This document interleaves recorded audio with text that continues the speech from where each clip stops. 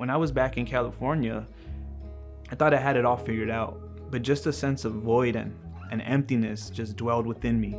It was something I couldn't shake, man, and I've tried. Originally, when I was living back in California, I wasn't walking with God faithfully.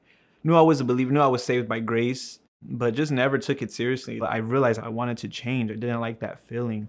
I've always been the type of person to know that there's faith, but I felt as if that was the only thing that required you to be a Christian. I thought it was kind of shallow. I wanted to be challenged more and I wanted to learn more about it. Through Colton, I was able to be introduced to Man of Iron. He just told me about a new position that he got and told me everything about them. And I was like, dude, that sounds dope. And he's like, hey man, like we're running a program called Anchorman. Would you like to be part of it? You know, the question is though, how much? And he's like, all you have to do is buy the book. I was like, oh, there's no reason for me to not join it now. And so, you know, bought the book and joined the group. So this week, week 5, bringing it home with Anchorman. We were able to, in that group, you know, talk to each other. And I think one of the questions that stuck with me the most is, what do you want people to remember about you when you die? Cesar, take it away, brother. I would love to be remembered as a great husband and father, brother, son, and friend. And, you know, Anchorman was just like, hey, like it's an hour, you know, and a piece of advice that someone gave to me, and there was, you know, don't make it more difficult than it has to be. And I feel like that's something we all know, but something that we don't do. Prior to Anchorman, I had no clue who they were.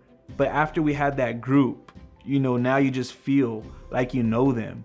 And it's because we didn't just connect, but we connected on a spiritual level of, we know that we have the same convictions, we know we have the same beliefs, and we know that it's much greater than what we can see. It's something that goes beyond this world.